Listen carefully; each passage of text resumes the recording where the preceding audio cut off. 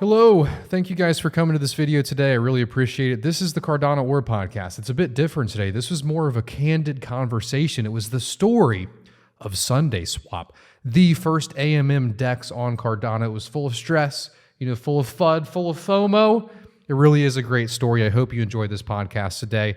First and foremost, if you guys want to come to the best Cardano event there is, come to the Rare Bloom. It's a real in-person event, October 14th and 15th. Pi from SundaeSwap in this video is going to be there. I'm going to be there. We've got, many other great companies, Ada Handel, Ben Gortzel himself, SingularityNet, the whole ecosystem of SingularityNet teams. We're actually doing a special thing right now until June 15th. And that is a discount on the initial ticket, plus you get an extra NFT, and you get a discount on next year's ticket. There really is a lot of benefits. I can't cover them all because I don't want to waste more of your time. Let's jump into the video, but check out the Rare Bloom down below. You really can't miss it. It's going to be the first of a kind. This couldn't have happened last year because now we have projects, we have people building, and you can come learn from them. Let's jump into it. This is the Cardano Or podcast. I bring people on in the Cardano ecosystem that are adding immense value to Cardano, and today I have the CIO of SundaeSwap with me today, Pi. How are you doing today, Pi? I'm pretty good. It's a bit early for me, but yep, it's a bit early. You're more of a late nighter. We're like opposites in that regard. Yeah, but I'm really excited to be back on your podcast. Yeah, me as well. It's honestly, it's crazy to see how much this community has grown. A year ago today, the SundaeSwap account, tweeted at me and said, @BigPay, can we come on a podcast? And, there was a lot of drama, it felt like, in the community at that time. Alonzo wasn't out yet. We didn't have protocols or projects or smart contracts. And everyone was a bit nervous because there was really no way at the time to take people's money. And, now all of these projects are, coming up, and, we're almost fragile in that time. And you came up with the ISO model at that time, and you had a big fluffle from all the Stakepool operators angry that they couldn't give tokens, for their staking, and you also were going to create your own pools at that time too. So that was before the whole narrative shift. So, I felt that podcast create our own pools, singular even.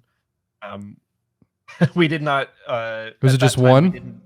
Yeah, at that time we were thinking, one, maybe two, if we're really successful. We had no idea how crazy and how big it was going to be. Yeah, I mean, what didn't you guys move 3 billion ADA? I think it ended up being 4.9 billion ADA at the end. Yeah, that's ridiculous. We're going to do one pool, 68 million ADA. Oh no, 4.9 billion. It's just so crazy to me to think about that, to think that, an idea, can move that much value in society. It's nuts. And I guess it kind of makes sense now that we're all interconnected and there's native currency on the internet, that I think we're going to see a lot more crazy things like that in the future. So at that time, you guys were only running one pool, and, people were so nervous about you because you were also Anon. So I felt that podcast was to me at least, integral into kind of, pushing you guys out there. You already had a large following at the time, at least for Cardano. And I look back at that tweet and it had 150 likes or 200 likes. And that's your worst tweet nowadays, And, that podcast was great. I remember we got on there together, and I had actually done a pretty confrontational podcast the week before with Occam. And so I was a bit nervous, because I'm worried about bringing people on that are going to take, people that watch my videos money. And, from the second we hopped on the call, I could tell you were nervous too. And I just immediately was like, this guy means well, and that's what, it was a great podcast. Yeah. And from my perspective, it's actually a year yesterday since I joined SundaeSwap. So it's kind of a funny story. I was just coming back from a small vacation, a small 3-day vacation, and I kind of crashed and was passed out. And I woke up to an email randomly at 5 a.m. from Mateen, our CEO. At that time, he was going by the name Reeve. That was hey, we're SundaeSwap. We've got 5 team members. We're looking to be the best DEX on Cardano. Would you be interested in talking to me? And I was like, sure, why not? And I've like fired off a response. Um, and so I like started talking to him on Discord, and then the other founder, Artem, at the time going by Kato, um, gave me a call, and I thought this was going to be like an interview. And he's like, "Yeah, so you wanted to talk to me?" Like basically treated me like I was already hired. And so it was like a really wild, kind of surreal experience. And then like 2 days later, after you I think responded to that tweet, the team messaged me. He was like, "Hey, would you want to go on a podcast?" I've never done anything like that before. I like have kind of flown under the radar. I'm not one for the public eye. I've kind of become that person because I've had to for SundaeSwap. But for many years I like wouldn't even let people take my picture. It's just something that made me feel uncomfortable. Yeah. So I was definitely very nervous going into that because it's the first time that I'm doing anything kind of publicly broadcast or anything like that, and it was a very, very new experience for me. So that morning, I woke up really early without an alarm, and I went down the street to the deli, and I got like a bacon, egg, and cheese, like to make sure that my stomach was full, so I wouldn't, get sick on the podcast or anything. So it was really wild. Yeah, it is wild. And it's also funny, that story of, you getting hired, May 3rd, and then 10 days later you're on the Big Pay podcast. Yeah, I think, at the time it was crazy to me because that video ended up getting like 14,000 views. I was like, how is it that 14,000 people have seen like a recording of me now? Yeah, it's a good first date, a good first good first showing. Yeah, and I think your nervousness really kind of took my guard down a little bit because, the con men that I've dealt with in my life, they're usually not very nervous, Yeah. So is that really just how it happened? You called Artem and you guys just immediately hit it off and started moving forward from there. What did they think of the podcast? So yeah, I mean, that's really how it went. The reason I even got an email was Mateen went on GitHub and looked at the Plutus GitHub repository and looked at everybody who had forked it and sent them an email. And I hadn't even intended to fork the Plutus repository, right? Like I had clicked that button on accident. So it's like pure serendipity that this kind of opportunity fell in my lap. And the project was so young and so new, and we were still figuring out as a company how we were running things. And so there was a lot that was like, fly by the seat of your pants, like just invite people to be developers, no interview process, nothing like that. And so that was a big part of kind of what I contributed early on, was helping establish that process and that structure and that framework for being a real company. And like, oh, this is a real thing that we're going to do and deliver to market. And it slowly transitioned from this like kind of amorphous role playing as a company into like a real thing. And obviously now like we've launched and we're fairly successful. And so it was really that transformation that solidified our position as the company that we are today. Yeah, it's really interesting hearing that story, and I've had that experience with a lot of crypto companies, especially in the first year or two, the startup days and the lack of process. I mean, you can be speaking to a company with a very high market cap that seems very professional on the outside, and then they don't have the most basic interview processes. So it's good you guys got that in place, and for a cryptocurrency company, almost a little bit early, it seems like. So. And then I did the podcast with you, and it went really well. Like it went over really well with our community. And then like a few weeks later, you were like, "Hey, I want to be a bit fair and objective and give you I gave you some fear of missing out, and so I'm going to give you some criticisms as well." And that was another really big turning point for our company. So I think it was Nico who had tweeted about us and was skeptical of some things that we were doing. And so you kind of called out the fact that we didn't have a high quality white paper. Our team was anonymous, things like that. So that was like, we really appreciated that kind of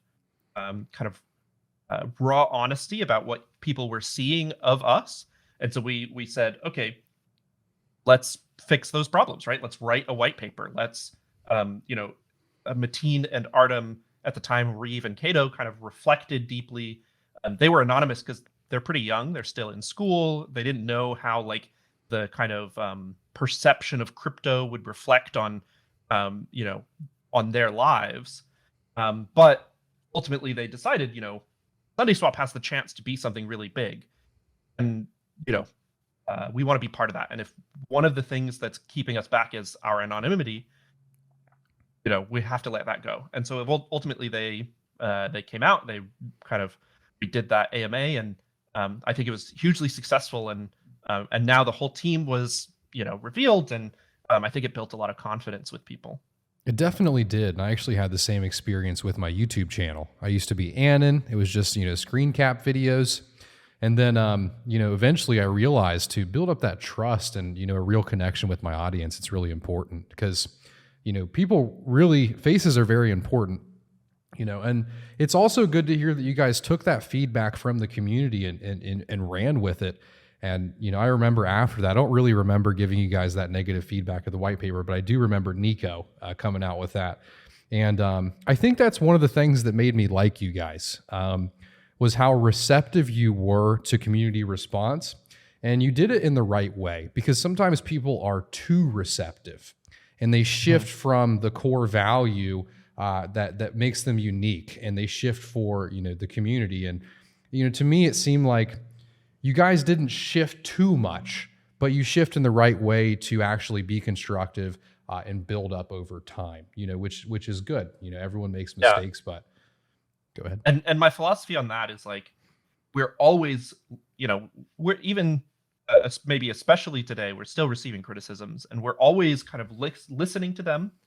And in my mind, you can never take criticisms directly on face value, right? And you have to understand what is the source of that river, where is that stemming from, and try to address that, right? And so sometimes we can't kind of just take every recommendation that somebody in the community kind of throws at us, but we can try to understand where that frustration or that pain or that criticism is coming from, and try to address that. And so that's what we just, it's a big part of our culture at the company, and it's what we always try to do. Yeah. So, leading up to that, it happened all very quickly, just the launch and, the whole year last year. And, we thought the launch was going to come, I think, in November, and then we pushed it back, again, and then eventually launched. What is really the story, from the inside, of the SundaeSwap launch? I'm sure that must have been stressful. Yeah. So, we were like a very new company, right? Like most companies have like a year or two to get their feet under them before they start getting the attention and the kind of community base that we got. And so we were still figuring out our planning processes and things like that. And so we made some projections about like when we might launch, and we tried to couch those in like, hey, this is super like tentative. And what we learned after that was that a community that large, as through no fault of their own, has very little capacity for nuance, have very little patience just collectively for, hey, this might change, right? Or this might be uncertain. And so what we started shifting towards is a policy of, let's stop trying to give dates and let's focus on instead what we've accomplished, right? And so this started being, here's the demo we gave on Dan CCV's channel. Here's the testnet that we launched. Focus on those deliverables rather than focusing on trying to project out a roadmap. This, has been less than popular, but it's a decision that we feel that we had to make and have to kind of continue to make. Just because until we, have a lot of more maturity in terms of predicting the roadmaps of things, right? I have a long computer science career, but like what I discovered is that almost none of it is useful for predicting crypto timelines, because all of the tech is new and it's all, we're building on the bleeding edge of Cardano, and so it was just this constant kind of slew of, you know, to some extent, it felt like we were like programming in assembly, and we were optimizing byte for byte these smart contracts to get them within the size limit and things like that. When you guys are also working with IOG, so a part of that limitation, wasn't your own or time. It was also, pure technical limitations from the chain itself. Yeah, absolutely. Yeah, so there was some really crazy moments. So like I remember early on when we were trying to kind of secure investing, and in particular C Fund, we were talking to C Fund, and they said, we're feeling pretty confident, but we don't have the technical chops to evaluate you. And so I want you to meet with another one of our portfolio companies. He'll interview you, and he'll kind of tell us what to think. And so that person turned out to be Nico, the person who had called us out on Twitter very early on. It's a great start. Yeah, instantly, sweat beads on my forehead. Yeah. And it turns out Nico lives in Austin, and our CTO lives in Austin. And so they scheduled basically time to meet up the next day. And I was like, if this is what it's going to take to make SundaeSwap happen, so I need to be there. And so I got on a plane with 4 hours notice, and flew to Austin and met with Nico. He's incredibly nice. Had a really great conversation with him.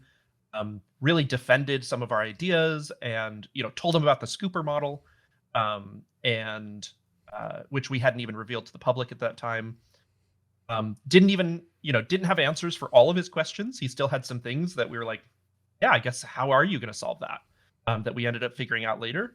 But I think he really appreciated the fact that I was, able to defend strongly our own design, and was also able to admit and acknowledge the kind of areas that there were still gaps that we had to figure out.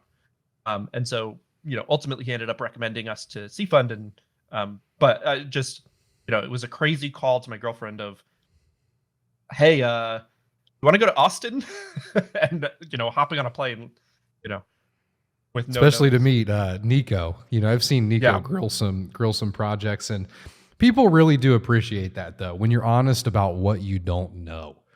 I've really always tried to hold that motto on my YouTube channel, especially the AMAs, because I'll get a lot of questions, and if I don't know, I don't know, and people really do give you a lot of respect for that. Yeah. And then, in August, we went to the Cardano Summit, met you there. It was great meeting you. And that was actually the first time that we met up in person as a leadership team. So I sent you over some great pictures of, I hired a photographer to kind of capture that moment. We went and got ice cream together, and it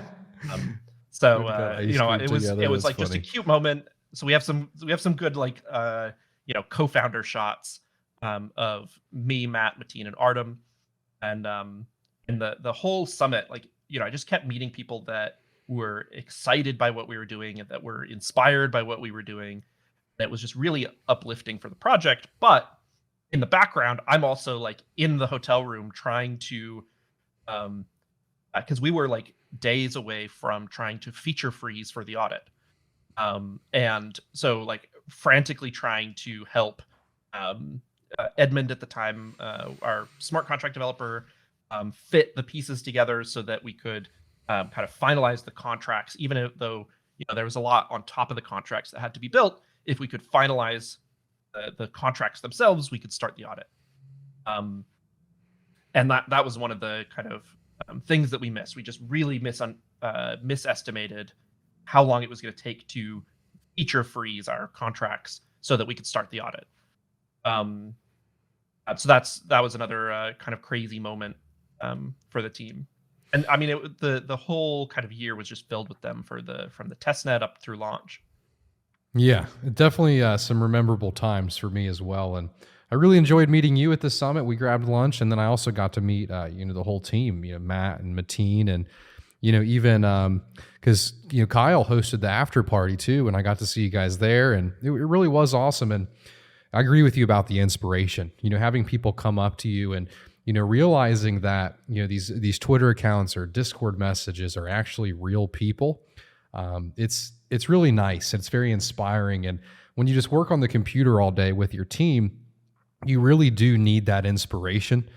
And that's honestly that event, and also the Bitcoin conference, meeting you and everyone else. That's really what led to the Rare Bloom, the event that I'm hosting later this year, because I realized that we needed, that inspiration as a community, and also a place for, SundaeSwap to have a booth as well, people to actually have projects, and also add a bit of, networking and, business value there as well, because while the Wyoming Summit was incredible, meeting you and everyone else, there was really no way to have a business presence there as well.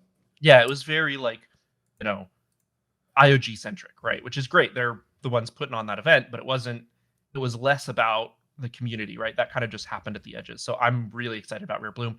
Looking forward to those ice sculptures again. Yeah, we'll need some. We need some Sundae too. I joked with Mateen the other day. I was like, we could have a Sundae after party. Everybody could get ice cream. Should be pretty cool. Nice. So after the summit, it wasn't really too long until your guys' launch. I think crunch time really began after you guys went home after that. Can you tell us a little bit more about the crunch time and really the launch? Yeah, no. So after the summit, it was kind of just stomach punch after stomach punch of crunch time, of like having to kind of buckle down. First it was for the testnet, then it was for launch, and meanwhile, in November, I think I flew to London to talk to IOG about kind of because we were just starting to realize how big of an impact we were going to have on the chain, right? If this is the size and CPU requirements of our smart contracts, and we have this much pent up demand, what is that going to do to the chain? And so I flew to London. IOG were having kind of a meetup there to kind of do their roadmap planning. And I gave a presentation about the impacts. And that's when we started working together on some of these, the protocol parameter bumps, right? And really kind of planning out what the scalability roadmap for Cardano was going to be. Mostly on their end, right? They had a lot of great ideas, but I was just there to provide the real world impetus. IOG tends to be a very academic company. And so it was important for them to see the perspective of, real projects building on this thing that they've built, right? And what has gone well about their design, what hasn't gone well, where can we make those tweaks? And so I'm doing that all in the middle of trying to prepare. We were running our ISO vote, we were launching our testnet. It was just all wild. And that honestly reminds me, real quick, earlier you mentioned, and it made me, kind of chuckle a little bit. You said, as the community grows or the number of people grow, the nuance is lost. And, that's exactly what this, reminds me of. Because if you have the overall Cardano community, they're very, intelligent, and they'll give you constructive criticism that's useful. But you guys have really reached a spot where no other Cardano project has, where you're actually bringing in people to the community. I think Claymates may be there, a couple other projects may be there now, but you guys were first in that regard of, people are downloading your Yoroi wallets because they've heard of SundaeSwap. I was actually speaking to somebody at the Kava bar. He knows nothing about Cardano. He knows the name. And I told him that I was a scooper for SundaeSwap. And he said, "Oh, I know of them." And he's never heard of anybody that I mentioned. So it's interesting that, as you guys got the greater reach, the nuance was lost. And I think it's really good that you identified the problem that was going to come with reaching that, level of people, because it would have, been even worse had you not, because those parameter changes came very, very shortly after your launch as well. But I didn't mean to cut you off there. You continue. Yeah, no, exactly. And I mean, thanks for sharing that. That's very heartwarming that, random people at random kava bars have heard of us. But yeah, we definitely, reached a popularity. We look at DeFi as really just kind of breaching the surface of adoption of crypto. And so we're always thinking about like what is this space going to look like with you know, a 10x or a 100x or a 1000x increase of users. And you know, to steal a phrase from Charles, you know, what do the next billion users look like? And so that's, you know, a big focus of our strategy kind of leading up to launch was, you know, how do we educate? How do we bring people into Cardano in a in the best way possible? Yeah, and so, you know, it was thing after thing after thing. We were launching. You know, we launched the test net. Then we launched in early or late January. And you know, we were under an incredible amount of pressure to launch, both from our community and from you know, other people in the space, because there was so much pressure on Cardano to deliver. Right. If you look at Ethereum, it took years really for real kind of solid, big, well-adopted DeFi protocols. From the launch of Ethereum smart contracts to the launch of the first major apps was 2 years. But that timeline erodes in people's minds. And so there was this expectation that Cardano launched smart contracts in September. Where are all the dApps, right? And so there was this incredible pressure on us, and we had to honestly make some sacrifices because we just could not, like, we did not see not just us but Cardano surviving another several months without a major project launching. So like we had this idea for the taste test, and we had to honestly cut plans for that because it wasn't ready in time for a January launch, and that kind of threw some things. You know, threw some spanners into the works and things like that. But, you know, ultimately, I think it was really healthy for Cardano to see that big project, see where the edges of the system that got stressed by having such a big launch.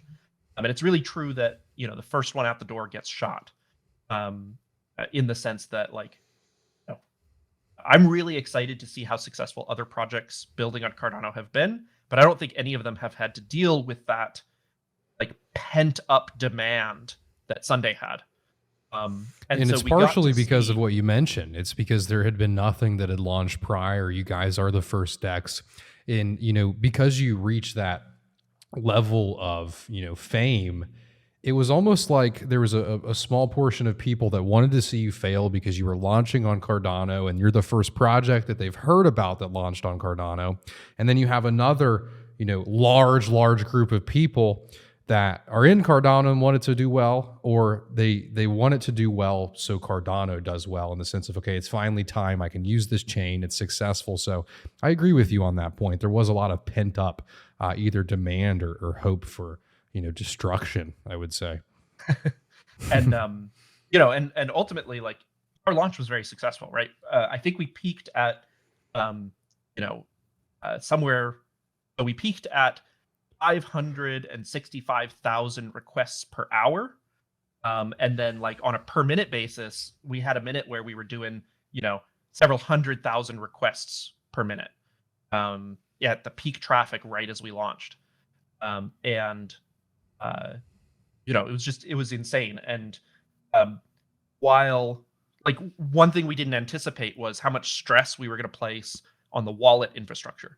And that's probably what, you know, it took what was going to be a painful launch in terms of like long queue times and stuff, and just amplified it insanely, right? The fact that, you know, CC Vault, now Eternal, and Nami and Yoroi had never had to deal with this volume of traffic, right? And so they started breaking. You know, again, through no fault of their own. Nobody had seen Cardano operate at this scale, so how could we have known to kind of plan around it? And that has really hardened their infrastructure since then, right? So Cardano is much better for it today. And the actual problem there was the node memory was too full. So you have these light wallets like Yoroi and like CC Vault, now Eternal, and you have so many users all creating a transaction and putting that transaction not in their node's memory, but the wallet's nodes. And there's a limit on that memory, and they only have so many nodes. So even if they have 5 of them and there's 300,000 requests, those memories are going to fill up, and the rest of the transactions are not going to go through, or the wallet's not going to work. And that's why now on CC Vault or Eternal, and I think Namey now too, you can actually choose a node that you submit the transaction to fill up that memory instead. So if there's an NFT drop or something big happening in the future, it would be very smart of you to find a node that you can use that's not going to get filled up. Use that IP address and port. I could probably do a little quick video on that. So then when you go to submit that TX, you're first in line on your node and not last in line on Uroy's node. Right. And ultimately launch was really stressful. I mean, leading up to launch, we were sleeping in shifts, right? We would grab 3 hours of sleep and then wake up so somebody else could get 3 hours of sleep. We had, I'm just kind of reminiscing, but we had one moment. I swear, my stomach dropped out of my body because there was a last minute UI bug that we discovered right before we launched, where we had just created the Sundae pool, and it had, however much liquidity in it, and we tested. We were testing different things. We tested deposit, and there was a subtle UI bug where if you had a liquidity position, instead of showing you the pool's liquidity, it showed you your own liquidity. And so we're looking at the site, and all of a sudden the liquidity drops from however many million down to 10 and 10. And we're like, what the hell just happened? We thought that somebody had figured out a hack that quickly and drained all the funds. Turns out it was just a UI thing, but it I cannot tell you what that feeling experience of your soul leaving your body feels like, but that was definitely it. I don't think everyone will experience that, honestly. It's a very unique feeling. And I developed a physical condition that physical health issues leading up to launch because I pushed myself so hard. And so after our launch, we had to kind of take a step back, and we kind of just let the product stand for itself and fixed the bugs that people were reporting, helped people who were having issues, but continued to plan and develop in the background. But kind of since then, we've been taking a step back to, we let things kind of calm down, and now we're kind of just developing what we're working on next. It's a very interesting approach in this industry. Everyone is so now. I need a constant feed of communication. Oh, they're not in the Discord server. They must be rugging us. So I honestly wish there was more of that. Less of this constant feed of and more people just actually building and being quiet. And it's probably because we were just in a bull market. So you have this constant, I want to see what they're doing so I can speculate on the price. And then it's kind of a feedback loop because the project wants the price to go up, at least some of them. And I do like that approach. So, that anxiety, what was a big portion of it? Was it, just the launch and, what you were doing to your body the few months before that? And I'm sorry to hear about the physical condition that you got from that. With startups and in this culture, we often idolize that, and it's not necessarily a good thing to idolize, Yeah, well, I've recovered now. Happy to hear it. I took about a week after launch, I took a kind of very remote, cabin in the woods style vacation, where I literally turned my phone off for 5 days. And so that really helped me recuperate a bunch of things. And I mean, it was just an insane amount of stress, right? For me, the kind of biggest source of it was the people who were afraid that they had lost their money, right? Nobody did, even to this day, we don't have any kind of evidence of big hacks or locked up funds unless it was kind of a user mistake or something like that. But when wallets were crashing and there was huge queues and people didn't really understand how SundaeSwap worked, people thought they had lost their money, right? And some people thought they had lost 30,000 ADA, right? And like, I felt that, right? I felt their fear, and it like, I couldn't just sit there in Discord all day answering people's questions. I had to go and fix issues, right? I had to make our stuff more resilient to issues in the wallet. I had to, and so like, but it was just it was really hard on me to know and to like empathize and feel everybody's fear and pain, and like not be able to just like talk to everybody at once and assure them and comfort them, and just have to go like to fixing and actually addressing the issues. So that do you was think probably that the biggest source of stress. do you think people felt like they lost their funds because of the wallet issues and also the blocks being full on Cardano? Is that why people Yeah, I felt they think it was a lost their mixture. funds? Yeah, it was a mixture of people not yet understanding the like the listed order versus executed order distinction. Yeah. And everybody was like, "Oh, your app took my ADA, but I didn't receive anything." Right? And we kind of had to build in that expectation that, okay, you know, the first transaction lists your order. It's still there on chain. It's still tied to you, and it just needs to wait to execute, right? And we have big backlogs right now. And then it was also like, we had some UI bugs where the state of your order like wouldn't update, and so you know we'd have to make that more solid. And then we had you know, the wallets crashing meant you couldn't cancel your transaction, right? And so people thought their funds were like stuck in this state, so we had to, you know, work with the wallets. You know, Marcel and Alessandro were both fantastic and worked with us kind of around the clock to harden their infrastructure, fix bugs on their end, and you know, plenty of times fix bugs on our end, where we just, you know, nobody had deployed at this scale, and so there was just a lot of learning that happened. Yeah. Yeah, I must say it's I really appreciate you coming on here and telling the story, because you know normally my podcasts are, you know, a bit technical, but you know this really is to me an important story. You know, it's the first DEX launch on Cardano, and you can see that with, you know, you working First with AMM DEX. Yeah, first AMM DEX. But I don't know, an AMM DEX is a DEX to me. You know what I mean?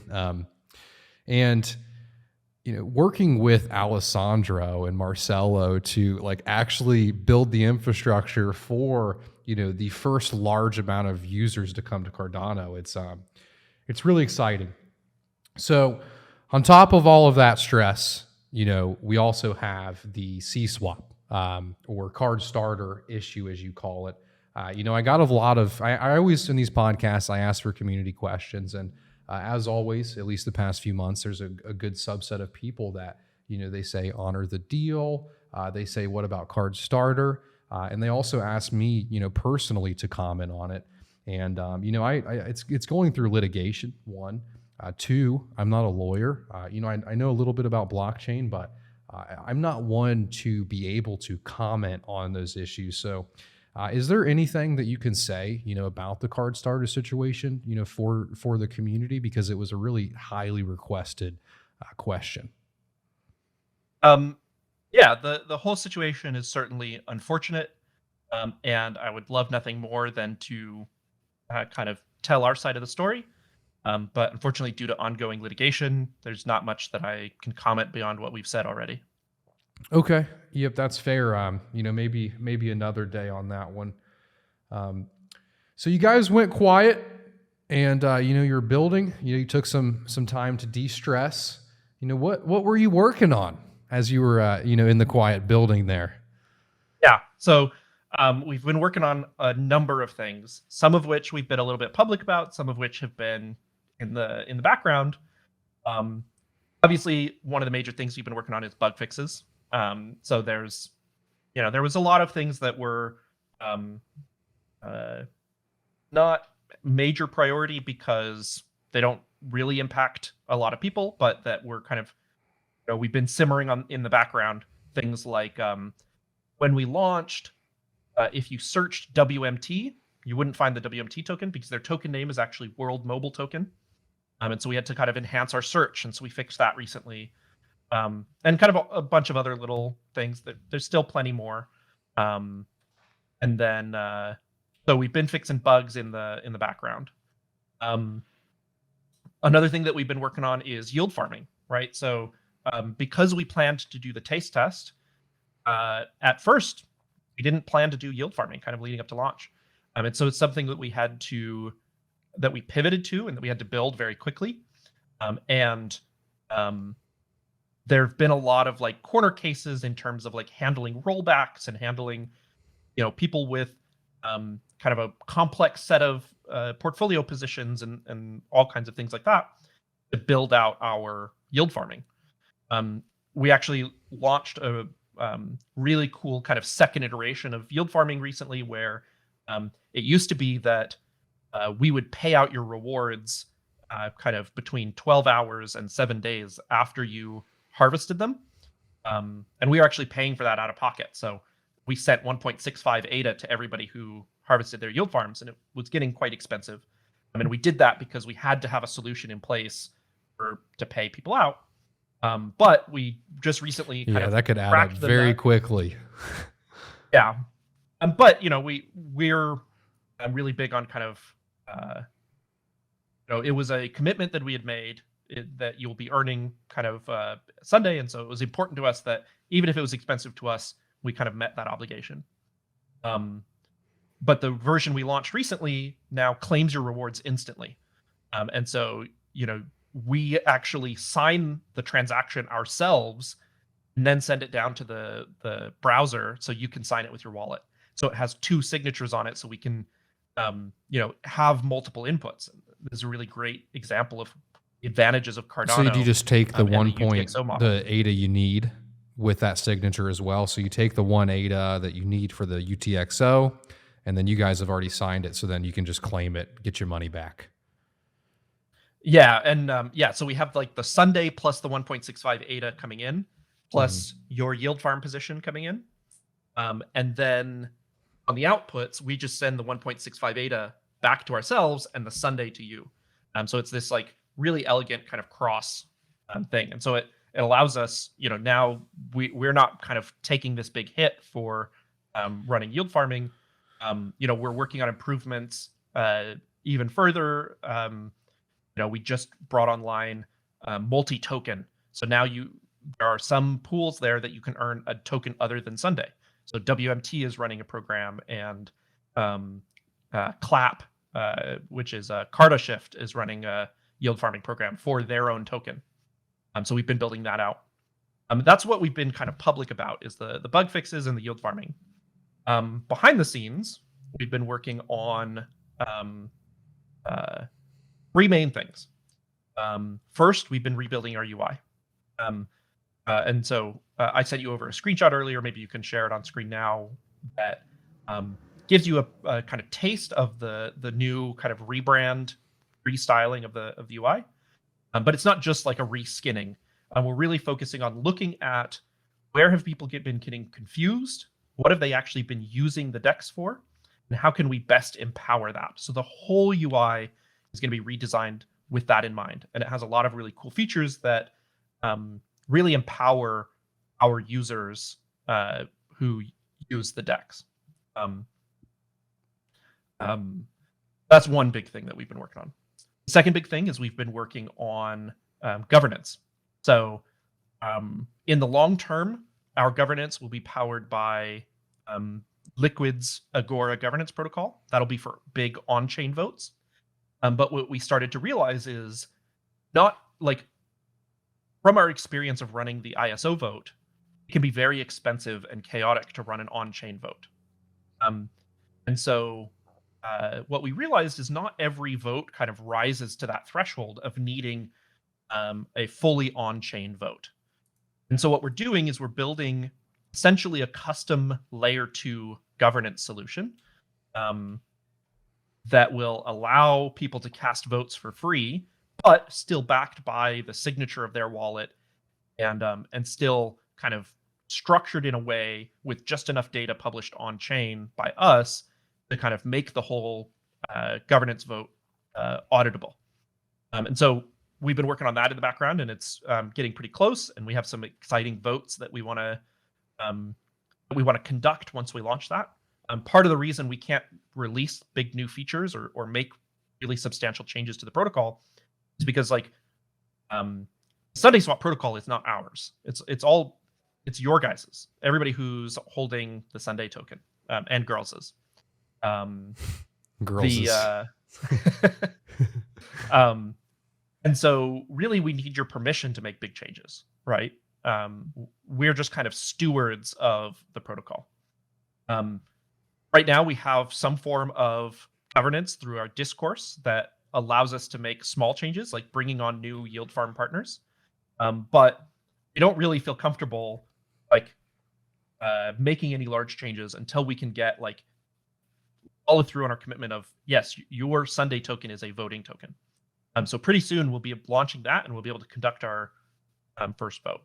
And that'll be really exciting. And then we've also been working on what does SundaeSwap v2 and in particular SundaeSwap layer 2 look like. So we've been building out prototyping and researching different ways that we could implement a scalability solution on top of Cardano, a layer 2 solution. We were looking at Hydra, we're looking at a couple other things. And we've been building that out and kind of, in the same way that we did a bunch of research and a bunch of proof of concepting for the to settle on the Scooper model, we're really looking at that for layer 2. And so we're building a scalability solution for SundaeSwap and potentially other protocols. That's really exciting. I'm looking forward to, seeing, layer 2 on Cardano. Are you guys going to be working with, any layer 2 protocols that are already building right now? For example, Orbis, I actually had him on the podcast. They're building a layer 2 on Cardano with ZK rollups. Are you guys really trying to build your own layer 2, or are you trying to work with layer 2s already building on Cardano?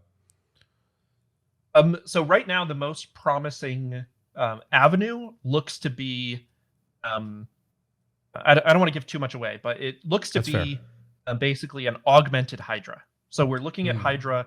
It doesn't quite fit the needs of a DEX because it's really for party-to-party settlement, and a DEX, has tens of thousands of people using it. But we think that we can augment Hydra. So it's not fully custom. It's not we're building it from scratch, but we think it fits that mold really well. Granted, we're still pretty early in the process, and whatever solution we settle on is going to have to go through a full audit and things like that. So that might change, but that's what we're looking at right now. The Orbis stuff sounds really exciting, but we're just not confident on kind of the timeline that that the timelines will line up. Yeah, I mean, if you look at the Orbis Twitter, the description is when it's ready. So I don't think the timelines really match up there.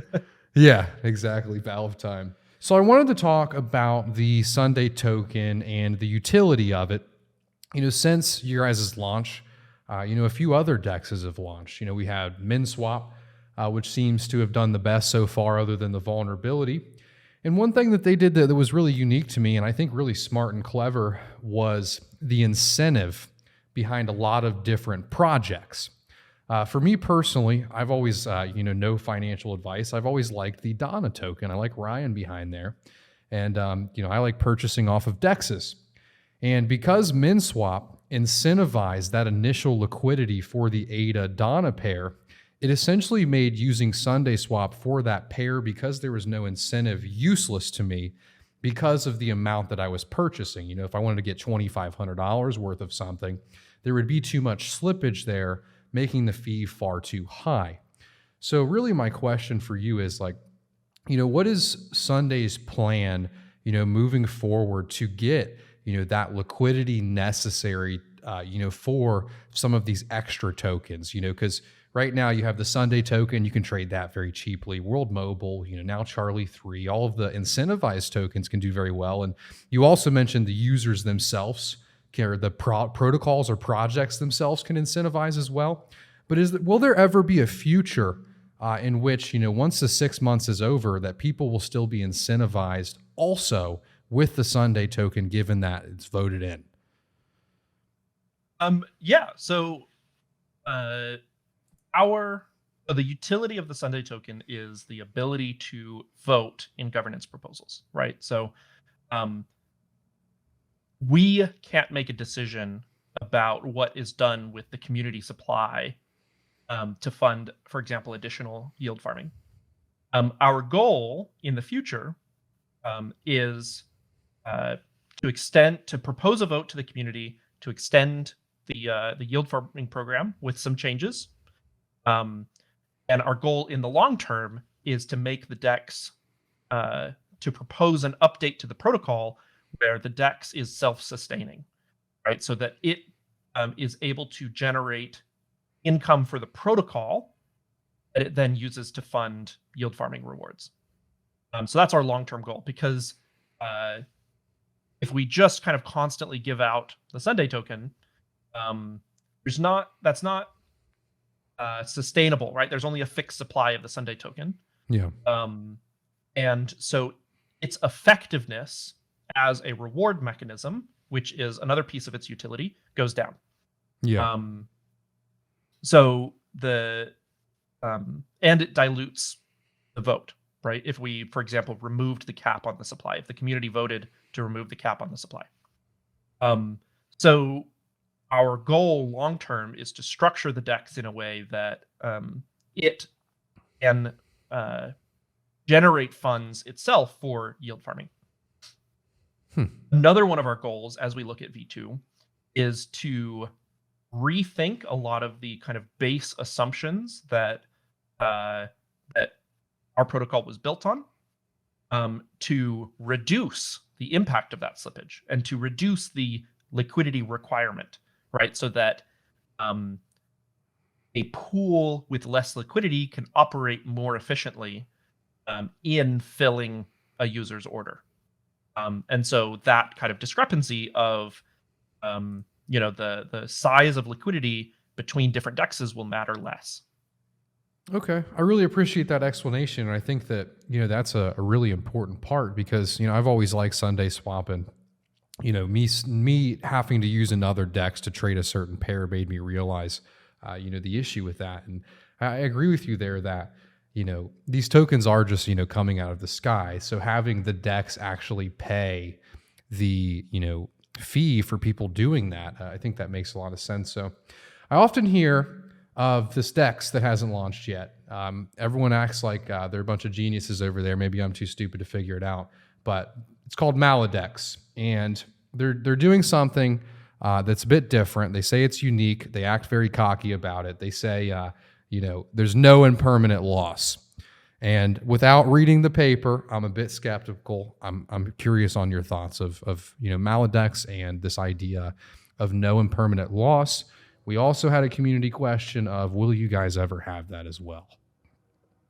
Yeah. So I think, Maladex has a lot of really great ideas, and they're obviously really smart people. So I'm just excited about anybody building on Me as well. On Cardano.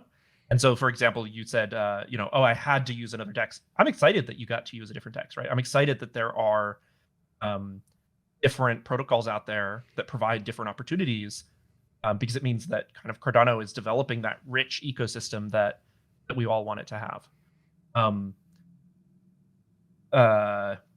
In terms of no impermanent loss, right? So the way that I think about impermanent loss is the term impermanent loss is a little bit misleading. I think about it as a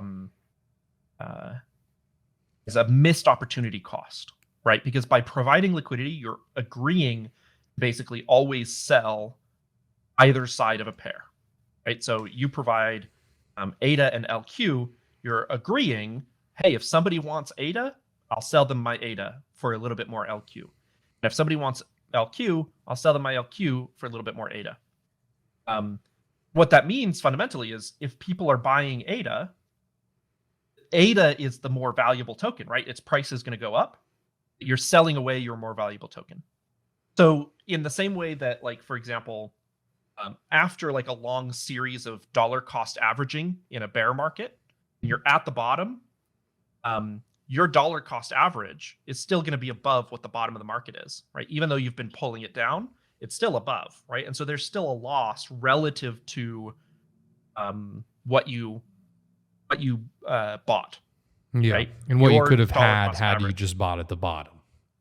Right. Or had you just held on to the more valuable token, right? Yeah. And so impermanent loss, I think about it more as like a missed opportunity cost by kind of providing this vital function for the market. A number of different proposals have been kind of raised for addressing that. One of them is, for example, if you can have more concentrated liquidity, like I was talking about, where you don't need as much of it, and you can satisfy a market and allow trades that don't rely on that liquidity as much, then in the instances where it is needed, you can charge a higher fee. Because overall, the market will still be paying lower fees, but in the instances where you need to bridge an order with a market maker with some liquidity, you can charge a higher fee. So that's one way to address it. Another way is to establish sources of income for a protocol, a fee on every transaction, a fee on, providing like Oracle data on chain from your DEX, like lockup periods, ADA staking, things like that. Provide income for the protocol, and then provide impermanent loss insurance, which says, as long as you've kept your liquidity in the pool for a certain amount of time, we'll cover 50, 75, 100% of your impermanent loss. There's a number of different proposals. So I'm not familiar with which one Maladex themselves are proposing. I think they're all really interesting, and it's something that we've been looking at since before we even launched. And we just, we have finite bandwidth, so we haven't had a chance to address it yet. But do you think that's something that you guys would maybe address in the future, given community interest? Yeah. Even not given community interest, it's something that we are very interested in. Yeah. Awesome. Honestly, that's really all the questions I had for you today. I really appreciate you coming on and the candid conversation. I think it's really cool to, hear the story of SundaeSwap. For sure. I was really excited to come back on the show. It's been a whirlwind of a year. Like I can't even comprehend like sitting in this seat a year ago, like downloading, the GitHub repos for the first time, or, just having, the first meeting or two. I think this time last year I was going to get my COVID booster shot. And it seems like several worlds and lifetimes away. Yeah. So I was excited to like kind of reminisce and recap with you on the show. I know it led to a little bit of a longer show than you're used to, but I really enjoyed it. And yeah, it's honestly the same for me. I mean, last year I was, 21, and it was just a whirlwind for me as well. I was 20 at the beginning of the year, and, Bloom was doing well and ADA was 8 cents, but, it was still, I felt like I was still a kid. I'm obviously still a kid, but everything happened so quickly. And now it's, and it's probably the same for you. And now it's like, okay, it's all happened. Now it's like, you got to, make the most of it and, build the best product you can and work as hard as you can. And hopefully with a little less burnout and, a little less time crunch this time, you got more longevity before the next one. But thank you so much for coming on. If you guys enjoyed this, comment down below. Got to do the YouTube algo stuff. Comment Pi down below if you made it till the end. We'll both really appreciate it that you did make it till the end. Click the like button. If you enjoyed it, let us know. Subscribe if you haven't already. Hit the notification bell all. Anything you want to say before we head out of here, Pi? No, just thanks for having me on, and thanks to your community and our community for kind of the continued support. Yeah. Well, thank you guys for tuning in. I really do appreciate it, and I love you guys. See ya.